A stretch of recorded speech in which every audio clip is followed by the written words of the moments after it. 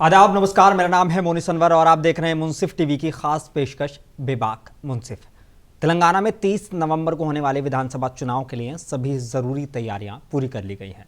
119 assembly सीटों के लिए कल सुबह 7 बजे से शाम 6 बजे तक मतदान होना है। राज्य में 35,655 पोलिंग स्टेशन पर 3 करोड़ 26 लाख से ज़्यादा वोटर्स अपने वोट का इस्तेमाल करेंगे। इनमें से 12,000 से ज़्यादा पोलिंग स्टेशन को सेंसिटिव जोन में डाला गया है। इलेक्शन कमीशन ने फेयर और इंडिपेंडेंट वोटिंग को यकीनी बनाने के लिए तेलंगाना में बड़े पैमाने पर तैयारियां की हैं।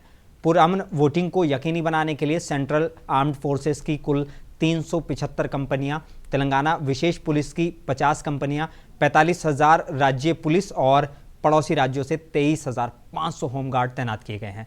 इस बीच 2,05,000 से ज़्यादा कर्मियों को चुनाव ड्यूटी में भी लगाया गया है। ये तो जिम्मेदारी इलेक्शन कमीशन की हुई, लेकिन एक आम नागरिक के लिए क्या जिम्मेदारी है, किस तरह उसको वोट डालना चाहिए, वोट करना भी चाहिए तो किस तरह से करना चाहिए और वोट करने के क्या फ़ायदे हैं। बेबाक मुंसिफ के सेट पर इसी पर होगी चर्चा और इस चर्चा में शामिल होने के लिए पॉलिटिकल एनालिस्ट शुजात अली सूफ़ी हमारे साथ हैं। आपका इस्तकबाल है शुजात साहब। और तारिक इमाम साहब हैं हमारे साथ। आप सीए हैं और पॉलिटिकल एनालिस्ट भी हैं, आपका भी इस्तकबाल है।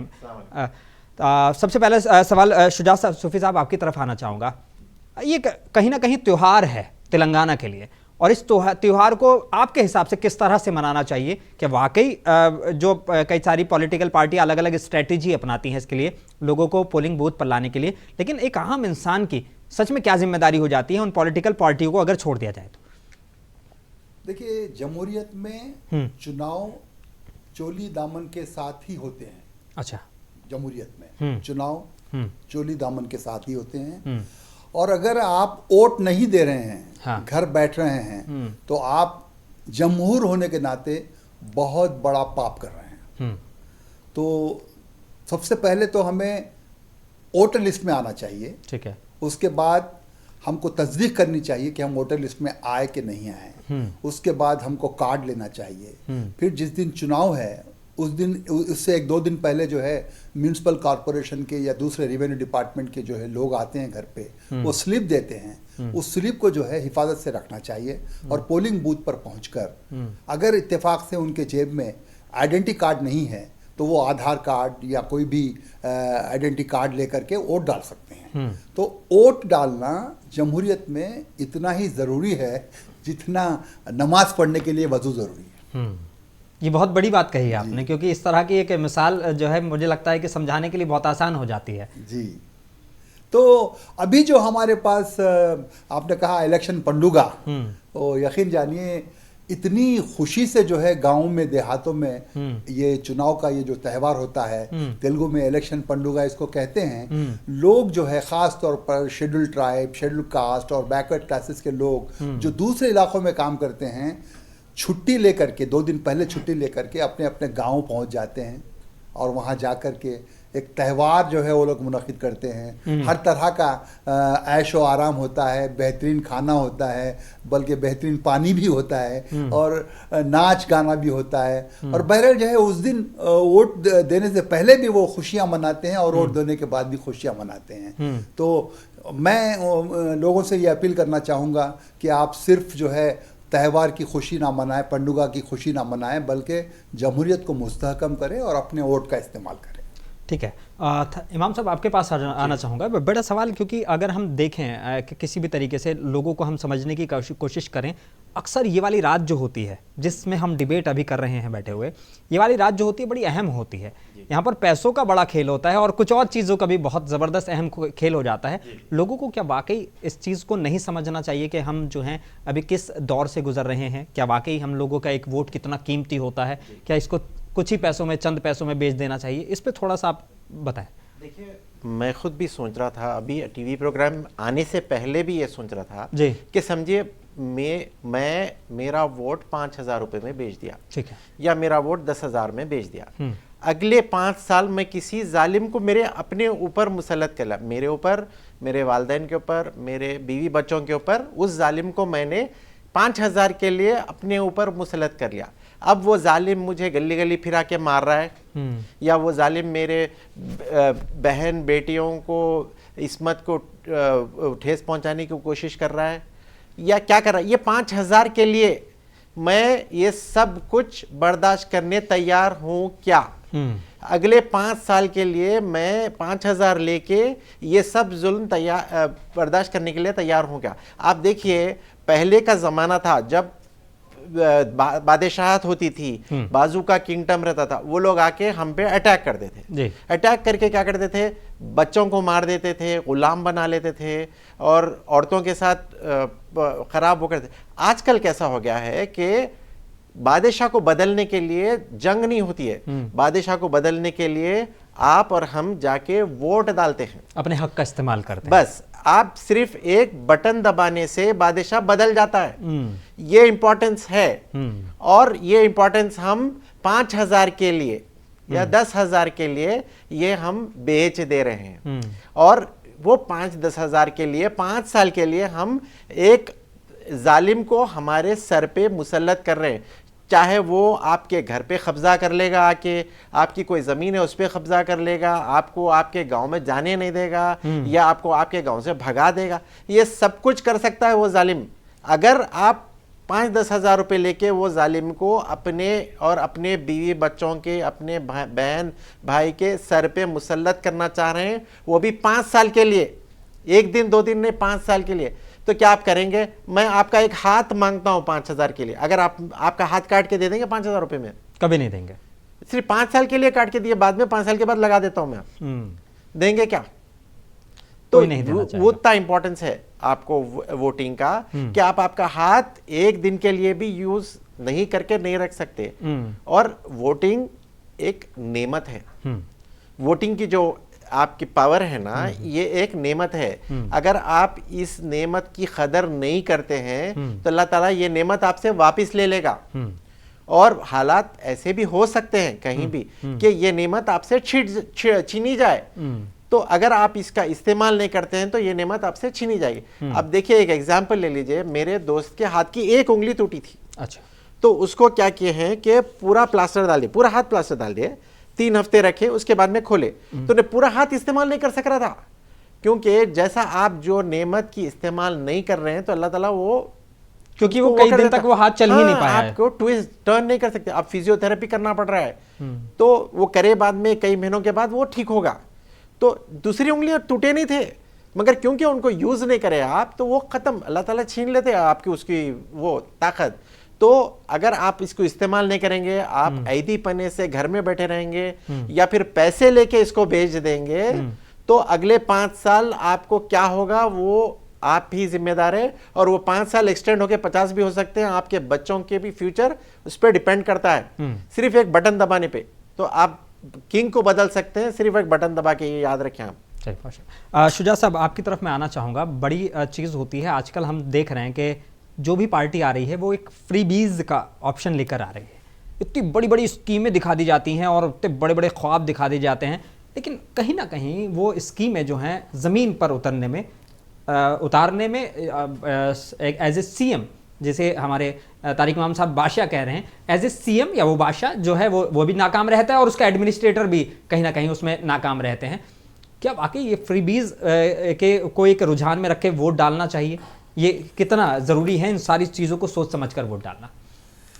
तारिक इमाम साहब की एक बात से मैं इख्तिलाफ करूंगा। अच्छा। पैसे देने से लोग जो है उस पार्टी को वोट नहीं देते हैं। हाँ। वो तमाम पार्टियों से पैसे लेते हैं। हाँ। तो पार्टियां देती हैं पैसे तो वो लेते हैं, लेकिन वोटर इतना जो है बाशऊर हो चुका है, वो अपनी पसंद की जमात को वोट देता है। और जहां तक फ्रीबीज का सवाल है, हाँ।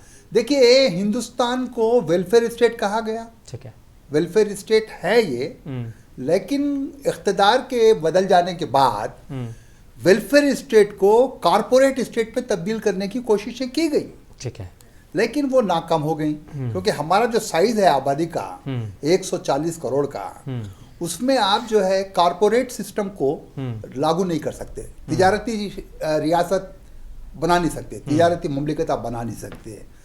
तो फ्री बीज जो है क्या actually? It is nothing but welfare activity. Welfare scheme को आप फ्री बीज करें। जैसे हमारे जो वज़ीर आज़म हैं वो कहते हैं कि हमारी जो इकोनॉमी है वो 5 ट्रिलियन हो जाएगी। जी, ठीक है, बहुत अच्छी बात है। फिर अगर वो 5 ट्रिलियन होने वाली है या हो गई है, तो फिर 80 करोड़ लोगों को 5-5 किलो के हिसाब से गेहूं या चावल दिया जा रहा है। 80 करोड़ का मतलब क्या हुआ? मतलब 60 करोड़ लोग जो है वो बेनिफिट नहीं ले रहे हैं। आबादी का सबसे बड़ा हिस्सा 80 करोड़ का, वो हिस्सा जो है आपका फ्री बीज ले रहा है, कहीं ना कहीं चावल 60 की से शक्ल 70% लोग। हाँ, तो उसको आप फ्री बीज कर रहे हैं। लेकिन मैं ये कहता हूं कि ये एक तरह की वेलफेयर एक्टिविटी है, चाहे वो बीजेपी करे, चाहे वो कांग्रेस करे, कोई भी पार्टी। लेकिन अब इसको इस तरह से देखें, अगर जैसे मान लीजिए गैस सिलेंडर के दाम जो है वो 1100 रुपए है जी, लेकिन अब उनको यहाँ पे इलेक्शन जीतने के लिए उसको अनाउंस किया जाता है कि हम 500 रुपए में देंगे, हम 450 में देंगे। सभी पार्टियां कर रही हैं, किसी एक पर्टिकुलर को नहीं कहा जा सकता।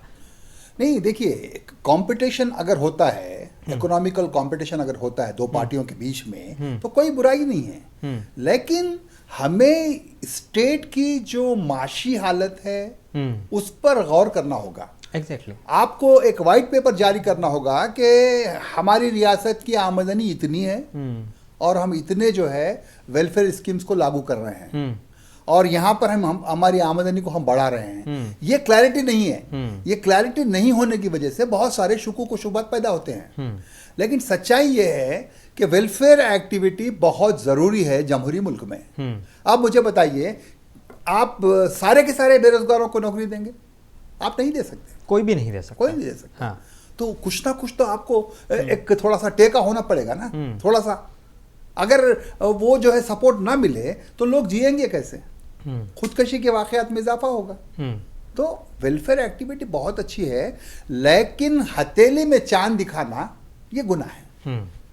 आप जब स्कीम लाते हैं तो बताइए कि हमें इतनी इनकम हो रही है और हमारी स्कीम्स पर इतने पैसे खर्च हो रहे हैं, तो ये जो शॉर्टेज हो रहा है हम इसके जरिए हासिल करेंगे, ये नुक्ते के तहत हम हासिल करेंगे, ये सब प्लान के तहत हम हासिल करेंगे। वो क्लैरिटी नहीं है, वो क्लैरिटी होनी चाहिए।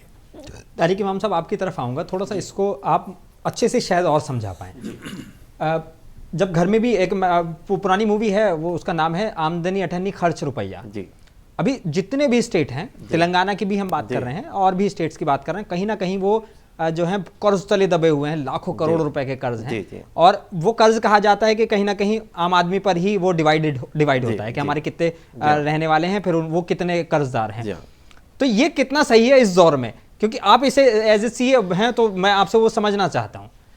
जी देखिए, स्टेट जो एक स्टेट होता है ना, तो हमारा तेलंगाना स्टेट काफ़ी रिच स्टेट है। ठीक है। इसमें कैसा है, आपके इंडिया के जब बजट देखते हैं, पूरे इंडिया का बजट 30 लाख करोड़ का है। ठीक है। तो तेलंगाना इतना छोटा है मगर इसका बजट 3 लाख करोड़ का है। तो इसमें क्या हो रहा है कि आप 10% इंडिया का बजट आप अपने पास बजट है अकेले और हम हाँ अकेला। तो इसमें क्या है, इंडिया में तेलंगाना में ज़्यादातर शहरी एरिया है, तो पर आदमी जो आमदनी है तेलंगाना की बहुत ज़्यादा, पर कैपिटा इनकम बहुत ज़्यादा है। तो इससे क्या हो रहा है कि आप, कांग्रेस भी देखिए 6 इनकम की गारंटी स्कीम दी है, तो वो लोग ये इनकम के नज़र में रख के ये लोग सोचेंगे भाई हम ये चीज़ें दिए भी तो हमें यहाँ से निकल सकता है। मगर आज जो तेलंगाना की सिचुएशन है, 6 लाख करोड़ का लोन है हमारे ऊपर, तो इस पे ब्याज काट लो आप, तो 60,000 करोड़ तो ब्याज ही हो जाएगा। तो अगर आप 1 लाख करोड़ और लोन लेंगे तो 60,000 काट के वो खाली 40,000 देगा आपको, और 1 लाख आपके खाते में लिख रहा है बैंक। तो आप लोन ले रहे हैं हर साल 1 लाख करोड़, मगर मिल रहे हैं आपको 40,000, क्योंकि आप सूद में भर रहे हैं। तो एज ए स्टेट भी आपको सूद देना पड़ता है। तो इसमें हो रहा क्या है कि आप फ्री में तो पैसे बांट रहे हैं, मतलब क्या कर रहे हैं, आप गवर्नमेंट के पैसों से वोट खरीद रहे हैं। तो आप ठीक है, देखिए चावल दे रहे हैं, ठीक है, अच्छी चीज है, राशन हमेशा से मिलता आया है, इसमें कोई एतराज की बात भी नहीं। ये है, आप ऐसे चीजें दे रहे हैं, डेफिनेटली अच्छी चीज है, मगर आप ऐसा ना करें कि जैसा भाई साहब ने कहा, आप आउट ऑफ दी, आपकी जितनी चादर है उससे आगे पैर फैला रहे हैं आप, और आप जो है, जो आपका 3 लाख करोड़ का बजट है उसमें आप 60,000 तो आपके सूद में चले गए। फिर आपको दूसरे सैलरीज देना है, आपको बहुत सारे काम करने हैं, रोडें बनानी है, आपको फ्लाईओवर्स बनाना है, आपको बहुत सारे काम करने हैं। तो पहले आप 6 लाख लिए क्यों भाई, आपका तो नया स्टेट है ना, तो आप अभी इतनी ज्यादा लोन ले लिए तो आप और 10 इलेक्शन में क्या 60 लाख पे चले जाएंगे, आप क्या करेंगे? तो उसको आप फिजिकल रेस्पॉन्सिबिलिटी उठाना ज़रूरी है, एक रेस्पॉन्सिबल तरीके से करना ज़रूरी है। और बेनिफिट जब आप दे रहे हैं तो आप जो है 100 एकड़ वाले को भी बेनिफिट दे रहे हैं और आप 1 एकड़ वाले को भी वही बेनिफिट, और जो है जिसका ने ज़मीन नहीं है उसको बेनिफिट नहीं मिल रहा है, हालांकि वो खेती एक्चुअली उन्हें कर रहा, असल मजदूरी या हाँ। जितना लेके स्टार्टिंग से लेके जो फसल उगाई जाती है और आखिर तक काटने तक वही काम कर रहा है वो बेचारा हाँ हौलदार जो है हौलदार कर रहा है। तो अब क्या बोल रहे हैं कि भाई देखिए जो लैंडलॉर्ड लोग हैं उन लोग बोल रहे हैं भाई अगर आप वैसा निकाल दिए तो हौलदार जो है रजिस्टर में लिखा जाएगा, मतलब कल के दिन ये होगा कि भाई पुराना जमाना था इंदिरा गांधी के दौर में जो टेनेंट है वो प्रोटेक्टेड टेनेंट बन गया था, मतलब आधे जमीन का हिस्सेदार बन गया था वो, तो वो फिर आ जाएगा, तो हम किसी को खौल पे देंगे ही नहीं अगर आप वैसा करना शुरू करें। तो फिर उसको जो रेवंत रेड्डी उन्होंने क्या एक्सप्लेन किया कि हम कूली लेबर को भी दे रहे हैं, तो अगर उसको खौल में नहीं भी लिखे तो आप उसको कूली लेबर पे लिखने से उसको फिर 12,000 मिल जाएगा। तो ये क्या हो रहा है, 100 एकड़ वाले को जाने के बजाय 100 खौलदार को जाने से बेटर रहेगा। तो आप वैसा करके अगर आप आपके बेनिफिट स्कीम को बढ़ा रहे हैं तो अच्छी चीज है, और ये जो 100 एकड़ है उसको जो है आप 1-2 एकड़ या 5 एकड़ वाले तक ही सीमित कर दें तो मेरे ख्याल से आप आपका लोन भी कम कर सकते हैं और बेनिफिट ज्यादा लोगों को फैला भी सकते हैं। बिल्कुल। शुजात सूफी साहब आपकी तरफ मैं आऊँगा। हम देखते हैं अक्सर कि जब वोटिंग के लिए जो है नई नई स्कीम से जो है इलेक्शन कमीशन निकालता है, इलेक्शन कमीशन की जिम्मेदारी बहुत ज़्यादा अहम हो जाती है इन 2 दिनों में। एक हालांकि अगर हम देखें तो अभी तक इलेक्शन कमीशन ने 750 करोड़ रुपए पकड़े हैं, यानी कि खर्चे भी जो इलेक्शन कमीशन अगर ये पार्टियां कर रही हैं तब पैसा पकड़ा जा रहा है, तो ये कहीं ना कहीं फिर नेताओं के दिमाग में ये भी रहता होगा ना कि हमें ये पैसा वापस भी चाहिए, तो फिर जाहिर सी बात है कि वो फिर इन सारी चीज़ों में घोटाले ही करेंगे। देखिए एक मशहूर सहाफ़ी ने कहा था कि रिश्वत लेता हुआ पकड़ा गया, हाँ, और रिश्वत देकर छूट गया। तो ये तो सिलसिला चलता रहेगा क्योंकि सिस्टम बहुत ही कमज़ोर है। सिस्टम इतना कमज़ोर है कि भाई ठीक है आप गाड़ी में पैसा पकड़े, किसका पैसा था उसकी जो है वजाहत नहीं है, उसकी तहकीकात नहीं है, बस जब्त कर लेते हैं एज ए ब्लैक मनी, क्योंकि उसकी कोई जानकारी नहीं, ब्लैक मनी काउंट करते हैं, वो गाड़ी में था लिहाजा उसको जो है पकड़ लेते हैं, और जिससे पकड़ा गया वो पूरी जानकारी नहीं दे पाया, बल्कि वो भाग जाता है वहां से। अगर जायज पैसा भी हो तो वो हैरेसमेंट के डर से, खौफ से भाग जाता है, क्योंकि पुलिस जो है किसी भी तरह के जो है ना कन्फेशन जो है रिकॉर्ड करवाने में माहिर है। हाँ, तो उनको भी बताना है अपने हायर अफ्स को, इलेक्शन कमीशन को भी बताना है कि हमारे स्टेट में इतना पैसा पकड़ा गया, लेकिन वो पैसा किसका था?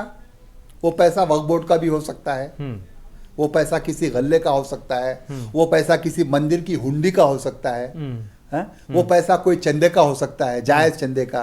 तो बहुत सारे लोग जो है ट्रांजैक्शन बैंकों से नहीं करते, रास तौर पे करते, तो वो अपनी जगह पे है जो रीजंस हैं, लेकिन जब्त तो हो जाता है। जब्त हो गया, जब्त होने के बाद गारंटी नहीं है कि वो पैसा वापस जाए। हाँ, ये मसला है। हाँ। अभी जो हम बात कर रहे थे वोट देने की बात कर, जी जी, मुझे बड़ा अफसोस होता है कि यहाँ की एक जमात है, जमात इस्लामी, ठीक है, उसने 70 सीटों पर कांग्रेस को सपोर्ट करने का ऐलान किया, रिमेनिंग सीटों पर वो बीआरएस को, मजलिस को और कम्युनिस्ट पार्टी को सपोर्ट करती है।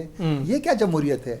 या तो आप सपोर्ट करेंगे नजरियात की बुनियाद पर एक पार्टी को, आप कैसे ऐसे फलां जगह पे उनको, फलां जगह पर इनको, तो इसका मतलब ये हुआ कि आप जो है 40 सीटों पर कांग्रेस की मुखालिफत कर रहे हैं, 70 सीटों पर आप जो है बीआरएस की मुखालिफत कर रहे हैं। तो ये कैसी जमहूरियत है साहब? मैं अगर वोट देता हूं तो मुझे एक ही पार्टी को वोट देना पड़ेगा। हाँ। अगर मैं एक जमात हूं तो मुझे एक ही पार्टी के लिए जो है फैसला करना पड़ेगा। हाँ। तो यहां पर भी करप्शन है।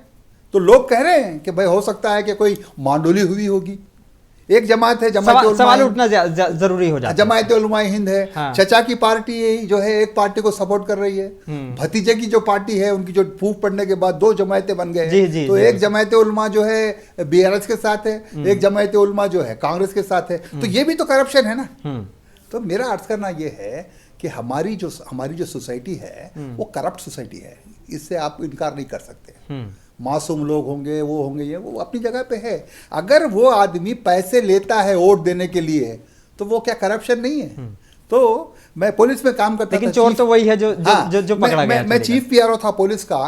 तो एक दिन जो है एक रिटायर्ड डीजी मुझसे बोले कि शुजात तुम चीफ पीआरओ हो तो बहुत सारे जो है प्रेसमैन तुमसे सवाल करेंगे कि भाई पुलिस में बहुत करप्शन है, तो तुम उनसे कहना कि भाई समाज में कितना करप्शन है। तो वो बोलेगा, एक फिगर बोलेगा आपको कि 20% जो है करप्ट है समाज के लोग। तो आप बताइए कि हमारे पास भी एग्जैक्टली 20% ही करप्ट लोग हैं। क्यों? उसी समाज के लोग हमारे पास आए हैं। सही। तो ये जो देखा मैं तो मुझे तकलीफ हुई जब हम बात करते हैं कि जो है रिश्वत ना ली जाए वोट के लिए, 2000 3000 4000 जो भी आप ले रहे हैं वो ना लिया जाए, आप कह रहे हैं। तो वो कहते हैं कि भाई क्यों ना लिया जाए, हमारा फैसला तो अटल है, हमको जिसको वोट देना है उसको वोट देंगे, हम पैसे लेंगे। तो मुझे पता है कि फिर शिकायतें करने का हक है जी, शिकायत करने का हक है। किसको शिकायत करने का? अगर मान लीजिए मैं अपना वोट किसी को पैसों के दम पे दे रहा हूँ, फिर मुझे स्कीम्स नहीं मिल रही, उसका फायदा नहीं मिल रहा और ये सारी चीजें नहीं मिल रही, तो फिर मुझे उससे शिकायत करने का भी हक नहीं होना चाहिए। तो अब शिकायत कौन कर रहा है? शिकायत नहीं कर रहा है, इसीलिए तो चल रहा है ना। जैसा क्या जो है जहेज है, जहेज को जो है हराम करार दिया गया, मजहबी एतबार से भी, समाजी एतबार से भी, सियासी एतबार से भी, दस्तूरी एतबार से भी। मुझे बताइए कितने लोग शिकायत कर रहे हैं? शिकायत भी कर रहे हैं तो किसी को पकड़वाने के लिए कर रहे हैं, लेकिन जो है 2-3-4 साल के बाद में जब कुछ ना कुछ झगड़ा होता है। वरना शादी खानों में देखिए कार खड़ी होती है, रिबन बनी हुई, भाई ये क्या है? तो कहते हैं कि भाई दूल्हे को दे रहा हूँ। तो मेरा अर्थ करना क्या है कि अब थोड़ी सी मजहबी बात भी मैं कह देना चाहूँगा। हुजूर से पूछा गया कि भाई आप बताइए कि 2 बुराइयां हैं तो किसको चुने? 2 भी बुराई में, 2 तरफ भी बुराई है तो किसको चुने? तो हुजूर ने फरमाया कि जिसमें कम बुराई है उसको चुनो। तो जमहूरियत भी बुराई है, किस पार्टी में कम बुराई है उसको चुनो। ठीक, बस। तारिक इमाम साहब, आपसे भी इस बारे में मैं जानना चाहूँगा कि अभी उन्होंने कहा कि 70 सीटों पे जो है किसी एक पार्टी को दे रहे हैं, बाकी सीटों पे ये बाकी ये सिलसिला चल रहा है वो? अगर देखें, बहुत अच्छा सवाल उठाएं, बहुत ही अच्छा सवाल उठाएं। मुझे ये सवाल मिस नहीं करना है। इस सवाल का मुझे जवाब इस तरीके से देना। आप एक एग्जाम्पल ले लिए, ये कुश्ती के अखाड़े देखे आप? जी बिल्कुल। तो ये 119 कुश्ती के अखाड़े हैं। हाँ। अब इसमें क्या है कि सामने वाला जो बातिल है, बातिल का एक पहलवान है तगड़ा। हाँ। अब मेरे साइड से 2 पहलवान है, एक जरा वीक है, वो जो नॉर्मल हमेशा मैं सपोर्ट करता हूं वो पार्टी का मगर वीक है। एक दूसरा है जो तगड़ा इसके साथ टक्कर ले सकता है मगर वो मेरी सपोर्टिंग पार्टी का नहीं है। हाँ।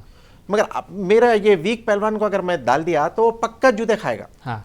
तो मुझे ये जो सपोर्टिंग पार्टी का नहीं भी है, मगर जैसा भाई साहब ने कहा कि नए मामू से नट्टा मामू सही, तो उस हिसाब से हमें जाना पड़ेगा। तो एक तगड़ा पहलवान, वो जो बातिल का तगड़ा पहलवान है, उसके साथ अपना पहलवान तगड़ा होना जरूरी है। अब वो तगड़ा पहलवान बीआरएस का है तो हम उसको सपोर्ट करना जरूरी है, क्योंकि अब हमारा कांग्रेस का पहलवान लागर है, उन्हें 2 मिनट में पछाड़ खा जाएगा उन्हें। इसमें क्या होगा? हंगा असेंबली आ जाएगी। जी नहीं देखिए, मैं हंगा असेंबली को लेकर आपसे सवाल पूछने ही वाला था, लेकिन वो हंगा असेंबली के ऊपर बाद में जाएंगे, मगर हाँ, ये समझ बाद में नहीं, ये जो मामला है पहलवानों का, तगड़ा पहलवान कमजोर पहलवान, ये नहीं चलता जमहूरियत में।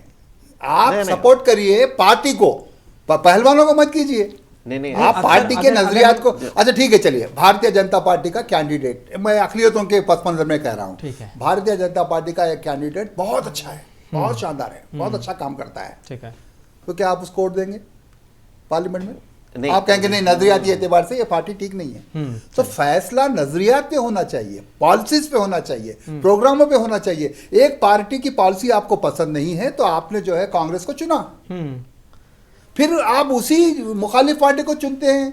ये क्या लॉजिक हुआ? ये कोई लॉजिक नहीं है। ये जो है सड़कों पर हम बात करने तो चल जाएगा, लेकिन डेमोक्रेसी में नजरियात को लेकर चलना पड़ेगा, इंडिविजुअल्स को लेकर नहीं चल सकते आप, बहुत मुश्किल है। चलिए एक बार आप बात पूरी करें, मैं आपको समझना चाह रहा हूं कि आप असल में क्या कहना चाह रहे हैं। देखिए ऐसा होता है ना कि आप अखाड़े का ही सिस्टम ले लिए कि आपके सामने बातिल उन्हें अपना एक अच्छा पहलवान लगाया हुआ है, तो अगर आपके पास ये 2 हैं जो चॉइसेस है, भाई एक तो आपका फर्स्ट चॉइस है मगर वो जो फर्स्ट चॉइस है वो जरा वीक है और 2 मिनट में जूते खाने वाला है, तो आप सेकंड चॉइस पे जाना पड़ेगा आपको। तो आप 119 अखाड़ों में, एक 40 अखाड़ों पे आप सेकंड चॉइस पे जा रहे हैं, ये कोई गलत बात नहीं है, कोई करप्शन नहीं है। ये कैसा है बताओ, अब मैं भी देखता हूं मेरे कॉन्स्टिट्यूंसी में कौन स्ट्रांग है, मेरे बंदों में से दोनों में से कौन स्ट्रांग है। देखिए आप भी जानते हैं, हम भी जानते हैं कि दोनों जो हम सपोर्ट करें, बीआरएस या कांग्रेस जो भी है, कि बीआरएस ने भी काम किया है, ऐसा नहीं है कि बीआरएस ने बिल्कुल कुछ भी नहीं किया। बीआरएस का आपको मैं गिनाता हूं तो काम तो उन्होंने मुसलमानों के लिए भी काफी किया है। आप रेसिडेंशियल स्कूल के बच्चों की हैंडराइटिंग ले लीजिए, आप रेसिडेंशियल स्कूल के बच्चों की हैंडराइटिंग ले लीजिए, अगर आप देखेंगे तो आपके आंख में से आंसू निकल जाएंगे। और बच्चियां जो स्लम एरियाज में है, सेफ नहीं है स्लम एरियाज में, तो पेरेंट्स क्या कर रहे हैं, बच्चियों को स्कूल में डाल दे रहे हैं कि भाई वो स्कूल में जाएगी तो एक सेफ एरिया रहेगा, अपना एक माहौल रहेगा। मुस्लिम बस्ती का स्कूल है तो पूरे मुस्लिम बच्चियां ही रहेंगे, मुस्लिम माहौल रहेगा, तो उस तरीके से डाल रहे हैं और वो बच्चियां अच्छे पढ़ के निकल रहे हैं। और देखिए इंशाल्लाह वो होगा। तो ये तो ये भी नक्टा मामू है, जस्टिफाई नहीं बोल रहा हूं, ये नक्टा मामू है। तो ये नई मामू से नक्टा मामू को सपोर्ट करना पड़ रहा है, तो आपको आपकी मजबूरी है ये। आप अगर मुतमईन हैं कि बीआरएस अच्छा काम कर रही है जी, तो उनको 40 सीटें पूरी सीटें दीजिए ना। आपको एहसास हो रहा है कि भाई ये फला प्रोग्राम में बहुत अच्छा काम कर रही है पार्टी, तो उनको सपोर्ट करिए आप। 70 सीटों पे इनको, रिमेनिंग सीटों पे उनको, ये क्या मतलब है, ये क्या बातिल है, ये क्या पहलवान है, कोई मतलब ही नहीं है। ऐसा नहीं होता जमहूरियत में। हंग असेंबली अगर आती है तो वो भी तो कहीं ना कहीं, अगर हम जो आजकल देखते हैं कि चलिए ठीक है, मेरा वोट है, मैंने 5000 में बेच दिया, खरीदने वाले ने खरीद लिया, या जिसने मुझे ज़्यादा दिया तो मेरा दिमाग बदल दिया उसने कि मुझे वोट दे दो, चलो भाई इसने ज़्यादा दिया तो इसको पैसे वोट दे देते हैं। या होता है कि कई बार बंदे ने पैसे दिए, हमने लिए, दूसरे को डाल दिया हमने। अब अगर हंग असेंबली वाली सिचुएशन होती है, आजकल जो देखने को मिल रहा है, कई स्टेट में देखने को मिला, चाहे वो महाराष्ट्र हो, गोवा हो, और कई स्टेट में, जहाँ पे मध्य प्रदेश में भी इलेक्शन हो रहा है, वोटिंग हो चुकी है, तो वहाँ पे क्या हुआ कि असेंबली आने के बाद में फिर वो सीटें वो हो जाती हैं, तो वो उनको भी एक वो हो जाती है, बढ़िया इनकम होती है इस मामले में विधायकों की, अगर वो पाला बदलते हैं।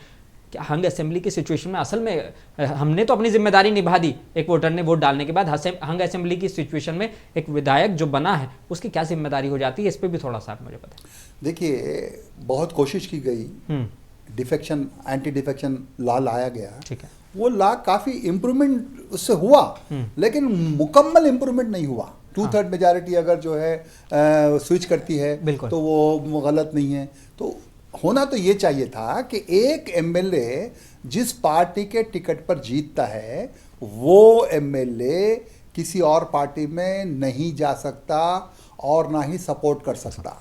इस तरह का लॉ होना चाहिए। हो रहा क्या कि नहीं भाई, वो रिजाइन कर दिया, रिजाइन करने के बाद वो पार्टी ज्वाइन किया, दूसरी पार्टी, रूलिंग पार्टी ज्वाइन किया, उसके बाद वो चुनाव लड़ा, जीता। तो ये जो है गलत बात है, ये उसको टोटल जो है उसका खमा करना चाहिए उसका।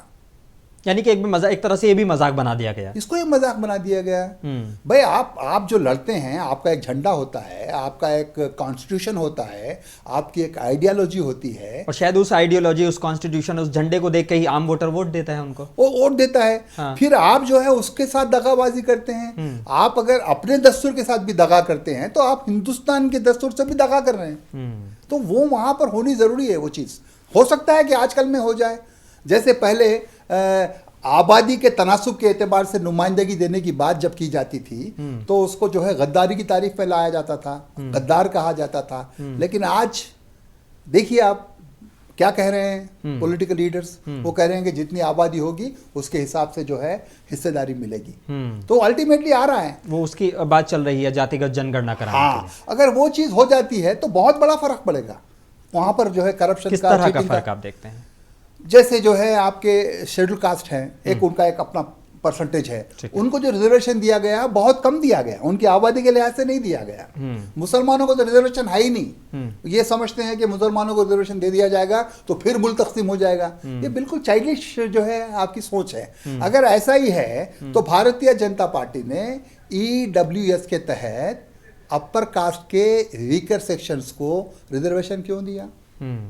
भारतीय जनता पार्टी ने रियलाइज कर लिया है कि इनके साथ नाइंसाफी हो रही है, इनको नौकरी नहीं मिल रही है। अपर कास्ट को कहीं ना कहीं जो दूसरे हैं वो उनका हक छीन के, चाहे वो मुसलमान हो, चाहे वो ब्राह्मण हो, चाहे वो कोई भी अपर कास्ट फॉरवर्ड क्लास के हो, उनको जो है नहीं मिल रहा। वो कन्फेशन है बीजेपी का। तो लेकिन बीजेपी इतनी करप्ट है, खुद करती है तो कहती है कि जो है कौमी जो है डिसीजन है, और कोई दूसरी रियासत जो है कुछ रिजर्वेशन देती है तो बोले कि वो मजहबी बुनियाद पर है। वो मजहबी बुनियाद पर नहीं है। जैसे हाल ही में बिहार में दिया गया, या यहाँ पर तेलंगाना में 4% दिया गया और 12% वाला वो मामला अटका हुआ। हाँ, तो वो जो दिया गया है वो इकोनॉमिकल सोशल बैकवर्डनेस की बुनियाद पर दिया गया है। वो इसलिए नहीं दिया गया मुसलमान है। तो मेरा अर्ज करना क्या है, ये जो करप्ट प्रैक्टिसेस हैं ये समाजी इंसाफ नहीं होने की वजह से हो रहे हैं, समझे आप? ठीक। और जहां तक अगेन मैं कह रहा हूं कि पैसे लेने से, पैसे देने से सही मानों में जो है जो वोटिंग होती है उस पर फर्क नहीं पड़ता है, क्योंकि हर पार्टी देती है। जब हर पार्टी देती है तो वोटर लेता है। एक एक वोटर को 9-9 हज़ार भी मिले थे 2018 के इलेक्शन में। सबसे ज्यादा जो है अमाउंट रूलिंग पार्टी ने दिया था। बहुत ज्यादा लोगों को 9-9, 10-10 हज़ार रुपये पर हेड मिले थे, तो उनके घर में पंडुगा हो गई, त्यौहार हो गया। ठीक है, तारिक इमाम साहब, मैं आपकी तरफ आना चाहूँगा। बड़ा सवाल अगर हम देखें कहीं ना कहीं जो है ईवीएम जो है वो एक बड़ा मसला बन गया है जी। अगर हम बात करें डेवलप्ड कंट्रीज की जो ऑलरेडी डेवलप कर चुकी हैं, वो कहीं ना कहीं अब ईवीएम को बैन कर चुके हैं, लेकिन हमारे यहाँ पे आज भी ये प्रैक्टिस फॉलो की जाती है। वाकई फिर अगर जो हार जाता है वो ये ईवीएम पे दोष दे देता है, जो जीतता रहता है वो उसके लिए ईवीएम ठीक है। क्या कैसे देखते हैं आप इसे? देखिए, ईवीएम मशीन एक प्रॉपर मशीनरी सिस्टम, एक इलेक्ट्रॉनिक सिस्टम से बनाया गया है, तो इसको टैम्पर कर सकते हैं, मगर ईवीएम मशीन को जब एक सेफ लॉकर में रख रहे हैं और सारे पार्टीज उसको देख रहे हैं, उसको वॉच कर रहे हैं, तो उसमें आप डाउट ना करें फिलहाल, क्योंकि हमारे लोग क्या हुआ है कि पिछले 5 साल पहले का जो इलेक्शन था उसमें ये सोचे कि भाई ईवीएम से बटन दबाएंगे तो कैसा भी बीजेपी को ही जाएगा वोट, अगर आप ग्रीन भी दबाओ बीजेपी को जाएगा। ये माइंडसेट से जाके वोट ही नहीं डाले हमारे लोग। इतने लेजी भी हैं कि रमजान में वोटिंग आई, वोट ही नहीं डाले। जाके आप वोट तो डालिए, दबाइए तो सही बटन, उसके बाद में देखिए क्या होता है। आप सिर्फ जो माइंड में डाउट है आपका, वो डाउट लेके आप क्या करें, उसको ठेका बना लिए, हीला बना लिए, बना के आप गए नहीं। ये कौन सी आप वो है बोले अक्लमंदी है आपकी कि आप ईवीएम बोल के घर में बैठ जा रहे हैं। आप डालो ना भाई, जाओ, आप अपने आप को क्यों फेल कर रहे हैं? आप जाओ, उसके बाद में देखो सामने वाला क्या करता और कितना कर सकता। सबके सब जाओ और डालो। देखिए, नॉर्मल में 40% वोटिंग होती है, आपके लोग 20% है, मतलब आधे लोग आपके अगर पूरे के पूरे चले गए तो आधी वोटिंग तो आपके तरफ से हो गई ना। कौन हरा सकता आपको? अगर 100 में से 40 आदमी वोट डाल रहे हैं और आपके 20 है, तो आधे वोट आपके चले गए, सबमिट हो गए, तो आधे वोट सबमिट हुए, तो आपको कोई हरा ही नहीं सकता। एक कौम को कोई नहीं हरा सकता, क्योंकि टोटल 100 में से सिर्फ 40 ही आते हैं हर जगह वोटिंग के लिए नॉर्मली। 40 में से 20 आपके रहना, मैं वो बोलता हूं कि 20 आपके रहना, तभी आप अपना वो बता सकते हैं कि भाई कुछ काम करवा सकते हैं, कुछ काम निकलवा सकते हैं आपके 5 साल में, कुछ आपको बेनिफिट आप नहीं आपके बच्चों को हो सकता है। तो आप ये देखिए, ईवीएम मैं बटन दबाया तो भी बीजेपी को जा रहा, मैं फ्लाइट का बटन दबाया तो भी बीजेपी को चले आ रहा। अरे भाई, आप वो मजाक और वो छोड़ दो, और हमारे लोग ऐदीपना छोड़ देना चाहिए। खाली बैठे हुए इफलास घर में बैठे हुए हैं, कमाने तो नहीं जा रहा है, मंग के खा ले रहा, मगर एटलीस्ट जाके वोट तो दबा के वो भी नहीं कर रहा। 5 साल में एक बार आता है मौका, आप इस्तेमाल करो, वोट दबा के ईवीएम को। उसके बाद में ईवीएम सही है गलत है बाद में सोचो आप, पहले आप जाके वोट डालो। नहीं भाई, कुछ भी करो। मतलब ये वही मामला है कि बीमारी नहीं हुई लेकिन वहम हो गया। जी हाँ, वहम हो गया, वो वहम बीमारी बन गई। जी हाँ, बीमारी बन गया, वहम हो गया। आप देखिए, बांग्लादेश का इलेक्शन हो रहा है, यूएस से बीच में आ रहा है, क्यों? क्योंकि वहां पे इलेक्शन फेयर एंड प्रॉपर नहीं हो रहा है। तो इंडिया नहीं चाहता कि यूएसए बीच में आए, तो ईवीएम्स को करेंगे, मगर उतना नहीं कर सकेंगे जितना आप जाके दबा के आएंगे ना। तो आपको कर्नाटक में देखिए क्या कर सके वो लोग।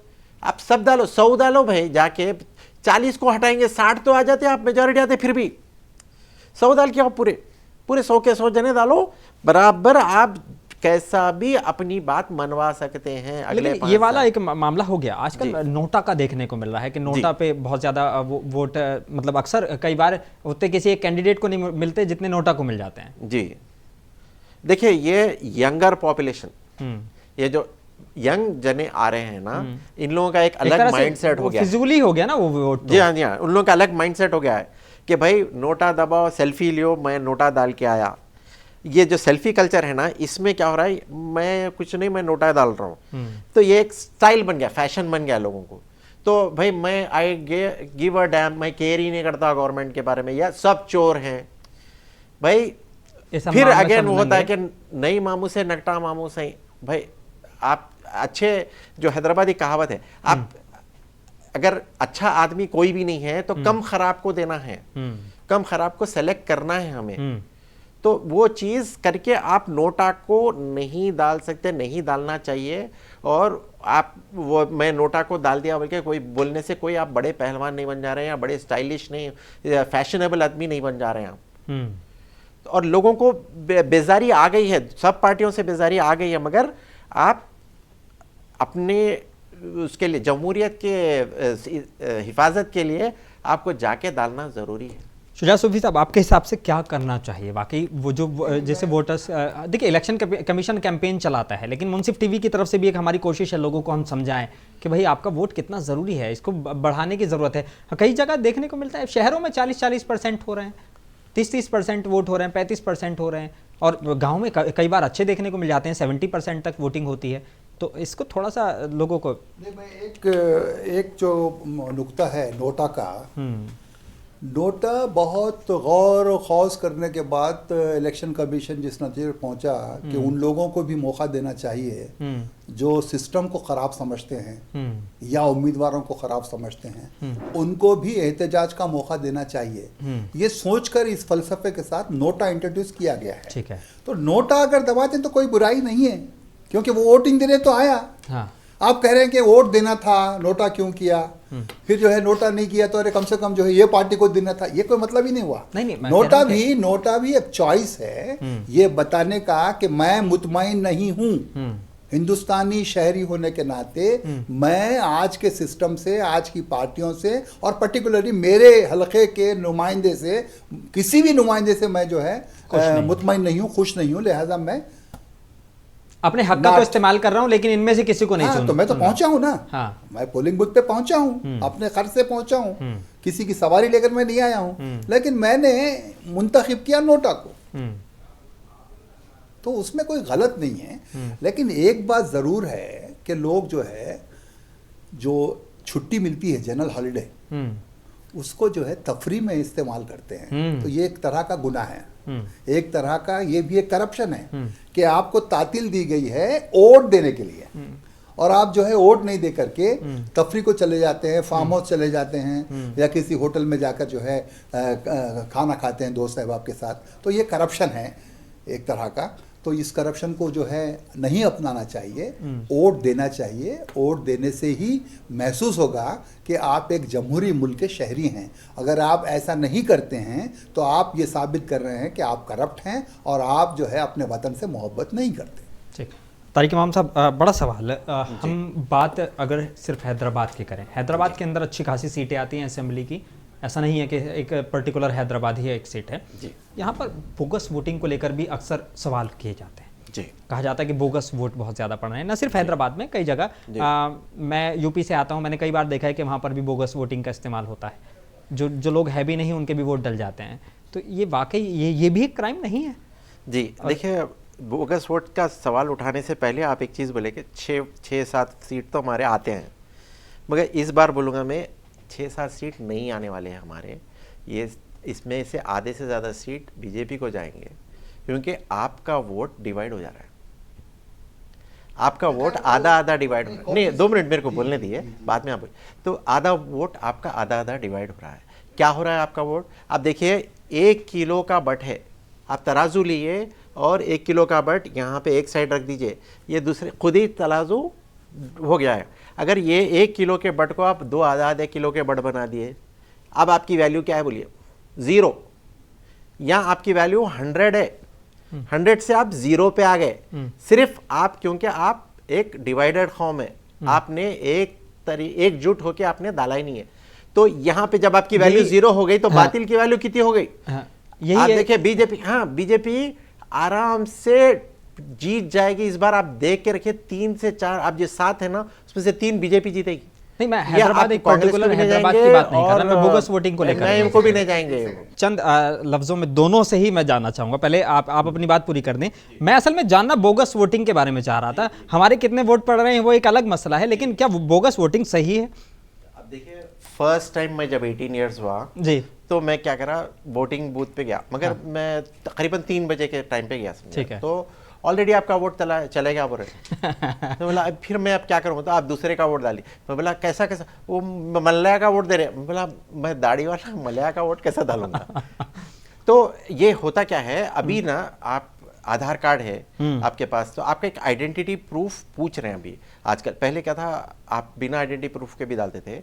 और ये जो पार्टी के रिप्रेजेंटेटिव्स होते हैं जितने भी, ये सारे पोलिंग बूथ पे बैठते हैं ताकि कोई दूसरा कोई भी कहीं ना कहीं वो टेक्नोलॉजी ने उसको बेहतर बनाया है। सारे पार्टीज के अगर बैठते हैं तो प्रॉब्लम नहीं होता। मगर बाज वक्त ऐसा होता है कि बाज पार्टीज इतने वीक होते हैं कि अपना रिप्रेजेंटेटिव नहीं बिठा सकते, तो एक ही पार्टी का रिप्रेजेंटेटिव बैठ गया। अब लास्ट में होता कि शादी के एक बार तो ऐसा वहाँ शादी के जो बस जा रही थी उनको रुका के उनसे वोटिंग आदला है कि क्या भाई आप जो है जरा आके वोटिंग डालो। तो ये उस जमाने का है जब डिजिटाइजेशन नहीं था, जब आधार नहीं थे, हाँ जब आधार नहीं थे, जब आईडी प्रूफ्स नहीं थे प्रॉपरली। अभी भी आधार चाहे तो आधार ओटीपी आ सकता, आधार ओटीपी के बेस पे वोटिंग कर सकते हैं, मगर अभी भी पार्टीज नहीं कर रहे हैं। उसकी वजह से बोगस वोटिंग प्रमोट हो रही। अगर आप आधार ओटीपी लेते हैं तो आपको बिना आधार ओटीपी के आपको सिम नहीं मिलता आजकल, बिना आधार ओटीपी का आप इनकम टैक्स रिटर्न नहीं डाल सकते आजकल। तो आपको आधार ओटीपी हर जगह एक्सेप्टेबल भी होगा, सबके पास एक्टिवेटेड भी है। आप उसूलन डालो ना भाई, अगर आप गवर्नमेंट है तो आप ये कंपलसरी कर दो, जब भी आधार ओटीपी एक्टिवेट और आपके फोन पे बता रहे तभी आपको वोट डालने की चांस मिल रही है। ऐसा हो जाना चाहिए। इस बात को पूरा कर दीजिए। मैं उस वक्त इंटरप्ट कर रहा था जब आप ब्रेक ले रहे थे। हमारा जो डिस्कशन है नेशनल टीवी के सेंस में नहीं जा रहा है। हाँ। हम इसको लोकल इशू के तौर पे जो है ले रहे हैं। हाँ। क्योंकि यहाँ पर कौन सी पार्टी जीतेगी, कौन सी पार्टी नहीं जीतेगी, बोगस वोटिंग क्या होती है, क्या है, ये अपनी जगह पे एक सवाल है जरूर है। लेकिन बोगस वोटिंग करवाते कौन है, ये मुझे बताइए आप। पार्टी वर्कर्स ही, पार्टी वर्कर्स नहीं करवाते साहब, जो पोलिंग बूथ के जो ऑफिसर्स होते हैं वो परमिशन देते हैं। ये सच्चाई है। आप पार्टीज पे क्यों ब्लेम करते हैं? पार्टीज तो रेडी है खरीदने के लिए, लेकिन वहां का जो पोलिंग ऑफिसर है वो बिक रहा है। या तो वो घबरा रहा है या बिक रहा है। गुंडों की पार्टी है तो घबरा जाएगा, अगर जो है शरीफों की पार्टी है पैसे देने वाली है तो पैसे लेकर वोट दे देगा। ठीक है, उसको क्या फर्क पड़ेगा। चलिए रहीम, तुमसे भी एक सवाल ले लेता हूँ। मेरे सहयोगी रहीम मेरे साथ जुड़े हैं। रहीम, बड़ा सवाल ये कि हमने देखा भी कि मध्य प्रदेश में वोटिंग हो चुकी है, छत्तीसगढ़ में वोटिंग हो चुकी है, राजस्थान में भी वोटिंग हो चुकी है, और अब जो है तेलंगाना में वोटिंग की बारी है। तो कहीं ना कहीं अगर ये इस बेल्ट की बात करें हम, राजस्थान, मध्य प्रदेश और वहाँ पर किस तरह के चुनाव में कुछ इस बार कुछ बदलाव देखने को मिला, क्योंकि वहाँ वोटिंग हो चुकी है, यहाँ होनी है। जिस तरह से वोटिंग परसेंटेज हमने देखा है, कहीं ना कहीं कम भी रहा है, कुछ जगह अच्छा रहा है। क्या तेलंगाना के वोटर्स को आप इन सारी चीज़ों से क्या मतलब बताना चाहेंगे? शुरुआत राजस्थान से कर लेते हैं। राजस्थान में इस बार बोनस रिकॉर्ड तोड़ मतदान दर्ज किया गया, 75.75%, जो अब तक के इतिहास में नहीं हुआ था। तो राजस्थान में इस बार जी तोड़ वोटिंग हुई है। सुबह 7 बजे से लेकर शाम 6 बजे तक का वहां पर वक्त था, लेकिन पीठासीन अधिकारियों ने, पोलिंग अधिकारियों ने वक्त दिया। कई सीटों पर रात 9 बजे तक भी वोटिंग होती रही। यानी 6 बजे जो लोग कतार में लग गए थे, लाइन में लग गए थे, उनके लिए वक्त और रियायत दोनों चीजें अधिकारियों ने उनको सौंप दी थी, और 9 बजे तक 8 बजे तक वोटिंग होती रही। उसी का नतीजा है कि वहां पर मतदान प्रतिशत जो है उसमें इजाफा हुआ। ठीक है। रही बात महिला वोटर्स की, तो इन चारों राज्यों में, मिजोरम, छत्तीसगढ़, राजस्थान और मध्य प्रदेश, महिला वोटरों में एक अलग उत्साह इस साल देखा जा रहा है। आमतौर पर ऐसा नहीं होता था। राजस्थान में भी महिला जो मतदान प्रतिशत है वो काफी ज्यादा रहा, छत्तीसगढ़ में भी, मध्य प्रदेश में भी। उम्मीद है कल तेलंगाना में भी कुछ ऐसे नतीजे रहेंगे, क्योंकि तेलंगाना में महिला वोटर्स की तादाद भी ज्यादा है। 1 लाख महिला वोटर्स ज्यादा है। देख रहे हैं कि 1,53,00,000 के करीब जो मेल वोटर्स है, उनसे 1 लाख की तादाद ज्यादा महिला वोटर्स की। तो यहाँ भी जो है रुझान कल यही देखने को मिल सकते हैं। वापस मैं राजस्थान से शुरू करूंगा कि क्या वहां पर शांति अशांति का माहौल रहा, किस तरह का मतदान रहा। तो छिटपुट घटनाओं के अलावा मतदान काफी शांतिपूर्ण रहा, और जो इजाफा देखा गया वो खास तौर पर गुर्जर वोट बैंक में 3% का और मुस्लिम वोट बैंक में 2.5% का इजाफा देखा गया। उससे फायदा कांग्रेस को भी मिल सकता है, बीजेपी के लिए गुर्जर वोट बैंक तो हमारा, हमें मिलेगा फायदा। वो खैर वहां पर बातें इस तरह की चल रही है। 3 तारीख को ये क्लियर हो जाएगा जी, 3 तारीख को क्लियर हो जाएगा। 3 तारीख को हो जाएगा क्लियर। लेकिन ये जो गुर्जर वोट बैंक है ना, ये राजस्थान में बड़ा निर्णायक रहा हमेशा से। तो उसको लेकर के बीजेपी कांग्रेस दावे दोनों के, लेकिन सचिन पायलट तो गुर्जर समुदाय से आते हैं, कांग्रेस का ज्यादा हक बनता है, मुझे भी कहीं ना कहीं ऐसा लग रहा है। मध्य प्रदेश की हम बात कर लेते हैं। मध्य प्रदेश में इस साल आमतौर पर वहां पर इतनी अशांति नहीं देखी गई। इस साल मध्य प्रदेश में कुछ जगहों पर झड़पें देखी गई, वहां पर अशांति जरूर फैलाई, फायरिंग भी हुई, पथराव हुए, काफी बूथ कैप्चरिंग के मामले भी मध्य प्रदेश में सामने आए। उम्मीद है तेलंगाना में कल ऐसा बिल्कुल हरगिज नहीं होगा। छत्तीसगढ़ में 2 चरण में मतदान हमेशा से होते आए हैं, इस बार वहां हुए और सीआरपीएफ का काफी अच्छा सहयोग रहा। छत्तीसगढ़ में ऐसा कुछ होने नहीं दिया उन्होंने, लेकिन आईडी ब्लास्ट हुआ अगर हुआ, लेकिन हाँ बूथ कैप्चरिंग इस तरह के मामले वहां नहीं होने दिए गए। ये जो आईडी ब्लास्ट, इसमें कहीं ना कहीं वो माओवादी तार या इस तरह के लिंक बताए जा रहे हैं। दोनों पार्टियों की तरफ से ऐसा कोई अभी ठोस सबूत उनको मिल नहीं पाया। कुल मिलाकर के बात हम तेलंगाना की अब कर लेते हैं आखिर में। उम्मीद यही है कि मतदान यहाँ पर भी शांतिपूर्ण रहेगा, लेकिन मुकाबला काफी कड़ा है, तो रोचक तो होगा। ठीक है, मैं तारिक इमाम साहब आपकी तरफ आना चाहूँगा। हम देखते हैं कि जो 18 साल के आप खुद जिक्र कर रहे थे कि जब मैं 18 साल का हुआ तो मुझे वोट नहीं डालने के, वो एक अलग मुद्दा है, लेकिन मैं यंग पीपल के बारे में बात कर रहा हूँ जो फर्स्ट टाइम वोटर्स हैं, उनके लिए क्या अपील करना चाहेंगे आप? जी देखिए, यंग बच्चे जो हैं वो अभी फर्स्ट टाइम आप वोट डाल रहे हैं, आप जाके वोट डालें। आप तफरी, जैसा भाई साहब ने कहा, तफरी के लिए वो दिन यूज ना करें। हाँ, ये अक्सर देखने को मिलता है। शुजा सूफी साहब ने बहुत जबरदस्त बात कही थी वो। जी हाँ, और आप जाके डालें वोट। और नए वोटर्स को स्पेशली टारगेट किया जा रहा है। आप नए वोटर्स को, अब हमारे बच्ची के फोन पे भी मैसेज आ रहा है क्या भाई आपका ये वोट है, ये आपका वोटिंग कार्ड का नंबर है। नए वोटर्स के लिए यार मुझे मैसेज नहीं आया, मगर उनको आ रहा है। और वोटिंग स्टेशन का लोकेशन भी गूगल पिन हो रहा है, तो उस तरीके से पार्टीज भिजा रहे हैं। तो नए वोटर्स की लिस्ट आ गई है पार्टीज के पास। तो आप जब नए वोटर है, आपने डेफिनेटली ऑलरेडी वेबसाइट पे जाके चेक कर लिया आपका नाम, क्योंकि नए बच्चे जो हैं वो लोग काफ़ी सॉफ्टवेयर savvy हैं, इंटरनेट savvy हैं। तो आप डेफिनेटली ये काम करिए, आप लोग आपस में डिस्कस करिए, बड़ों से एडवाइस लीजिए और अपनी सोच, जी हाँ, अपनी सोच समझ भी यूज करिए। बड़ों से भी एडवाइस लिए, आपस में डिस्कस करिए। ये नहीं है अभी मेरे बच्चे क्या बोल रहे हैं, मतलब छोटे हैं मगर ये बोल रहे हैं डिस्कस नहीं करना है पप्पा वोट डालने का किससे भी, लोग अपने अगेंस्ट हो जाते। ऐसी बात नहीं है, फैमिली मेंबर से आप डिस्कस कर सकते हैं, अपने बड़ों से डिस्कस कर सकते हैं। बच्चों आप लोग जाएं और डिस्कस भी करें, और आप लोग आपस में भी व्हाट्सएप पे डिस्कस करें कौन आप लोगों के लिए कौन अच्छा है, क्या किया है, किस पार्टी ने एजुकेशन के लिए कितना अच्छा किया, पॉलिसीज क्या रही हैं, हाँ, आप लोगों के लिए जॉब्स और एजुकेशन बहुत इंपॉर्टेंट चीज है। वो चीज जरूर देखिए आप लोग कि किस पार्टी ने अच्छी की है आपको। तो उस तरीके से आपके जो मुद्दे हैं, आपके मुद्दे और आपके पॉलिसीज कौन से पार्टी बेटर हिस्टोरिकली किए हैं और फ्यूचर कैसा प्रॉमिस कर रहे हैं, ये चीज आप लोग देखना जरूरी है। और डेफिनेटली मेरा काफी यंग बच्चों से पाला पड़ता है, क्योंकि हमारे आर्टिकल स्टूडेंट्स रहते हैं, काफी वो रहते हैं। और मेरा ये तजुर्बा है कि बच्चे बहुत इंटेलिजेंट हैं, मेरे से भी इंटेलिजेंट रहते हैं वो लोग, और बहुत ही अच्छी सोचने की कैपेसिटी होती है बच्चों को। हम कभी अंडर एस्टिमेट नहीं करना चाहिए। तो हम भी हमारे बच्चों से डिस्कस करना चाहिए, बेटे हमारे को भी किसको डालना चाहिए, क्या आप रीजंस देते हैं, क्या है, क्योंकि एक जनरल फैमिली में भी डिस्कशन होना चाहिए। ये बहुत इंपॉर्टेंट है। हम राजा को बदल रहे हैं, आप याद रखिए। शुजा सूफी साहब, बहुत चंद लफ्जों में बस एक वोटर से क्या अपील आप करना चाहेंगे? मैं बड़े ही जिम्मेदारी के साथ ये कह सकता हूँ कि हिंदुस्तान बाशऊर हो चुका है। मैं सिर्फ हाथ जोड़कर उन सब से गुजारिश करता हूँ जिनके पास आइडेंटिटी कार्ड्स हैं, जिनके नाम वोटिंग लिस्ट में हैं, वो पोलिंग बूथ पर आएँ और अपना वोट दें, जमहूरियत को मजबूत और मुस्तहकम करें। चलिए, बहुत शुक्रिया।